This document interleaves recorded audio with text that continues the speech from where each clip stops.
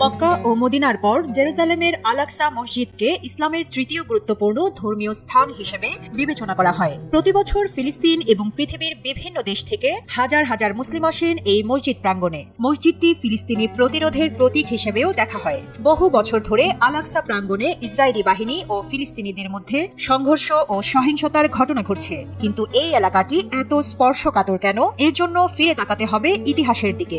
মসজিদুল আকসা বা বাইতুল মুকাদ্দিস মুসলমানদের জন্য অত্যন্ত গুরুত্বপূর্ণ একটি জায়গা। এই মসজিদের বহু ফজিলতের কথা কোরআন হাদিসে বর্ণিত হয়েছে।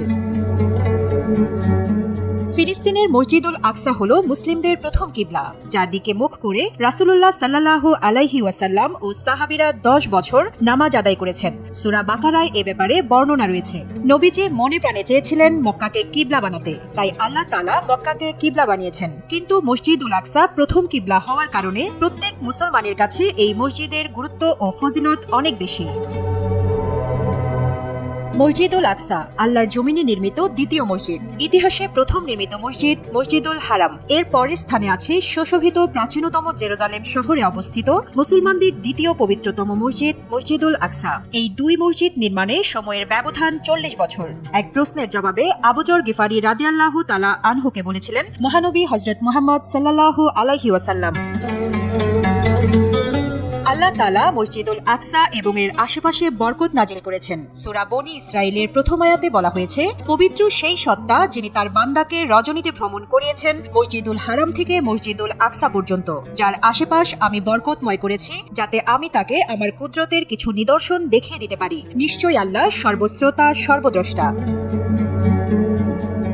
মহানবী হযরত মুহাম্মদ সাল্লাল্লাহু আলাইহি ওয়াসাল্লাম মিরাজের রাতে জিবরাইল আলাইহি ওয়াসাল্লামের সঙ্গে মক্কা থেকে মসজিদুল আকসা এসেছিলেন। এখানে তিনি নবীদের সঙ্গে নামাজ পড়েন, অতঃপর 7 আসমানে ভ্রমণ করেন এবং সেখান থেকে একাকী রফরফ বাহনে আরশে আজিম পর্যন্ত ভ্রমণ করে মহান আল্লাহ রাব্বুল আলামিনের সঙ্গে সাক্ষাৎ লাভ করেন। পাশাপাশি জান্নাত জাহান্নাম পরিদর্শন করে 5 ওয়াক্ত নামাজের নির্দেশনা নিয়ে পৃথিবীতে ফিরে আসেন। নবী করিম সাল্লাল্লাহু আলাইহি ওয়াসাল্লামের মিরাজের সূচনা হয়েছিল মসজিদুল আকসা থেকে। এই মসজিদ নবীজির মিরাজের সাক্ষী।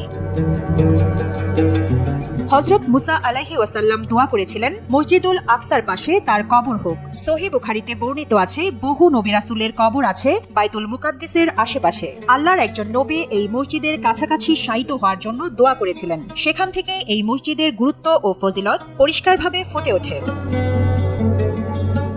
নবী করিম সাল্লাল্লাহু আলাইহি ওয়াসাল্লাম বলেছেন, কিয়ামতের আগে 6টি ঘটনা ঘটবে। তার মধ্যে একটি হলো এই বাইতুল মুকাদ্দিসের বিজয় হবে।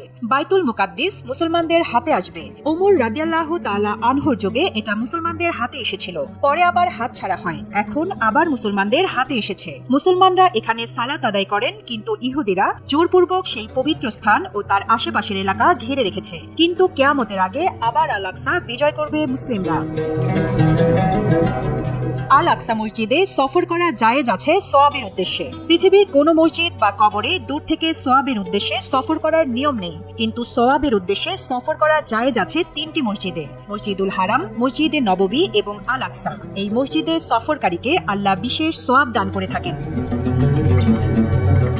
মসজিদুল আকসায় নামাজ আদায় করলে আল্লাহ তাআলা তার সওয়াব 500 গুণ বাড়িয়ে দেন। এই মসজিদে কেউ 1 রাকাত সালাত আদায় করলে তার 500 রাকাত সালাত আদায়ের সমান সওয়াব আল্লাহ তাআলা লিখে দেন।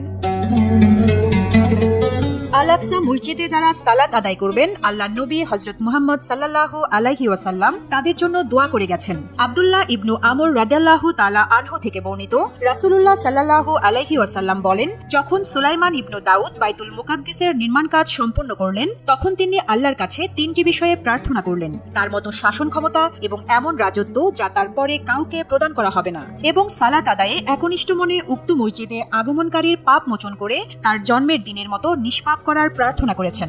নবীজি সাল্লাল্লাহু আলাইহি ওয়াসাল্লাম বললেন, আল্লাহ তার আবেদনের ভিত্তিতে তাকে 2টি প্রদান করেছেন, তৃতীয়টিও কবুল করবেন বলে প্রত্যাশা করছি। সুনানে ইবনু মাজাহ হাদিস 1479। নবী করিম সাল্লাল্লাহু আলাইহি ওয়াসাল্লাম থেকে বিশুদ্ধ সূত্রে বর্ণিত হয়েছে, বাইতুল মুকাদ্দিস ও এর আশেপাশের এলাকা হলো হাসরের ময়দান, পুনরুত্থানের জায়গা। হাসরের ময়দানের সূচনা এখান থেকে হবে। এই ফিলিস্তিন থেকেই শুরু হবে কিয়ামত। রিজওয়ানা রিন্তি, কালবেলা ডেস্ক।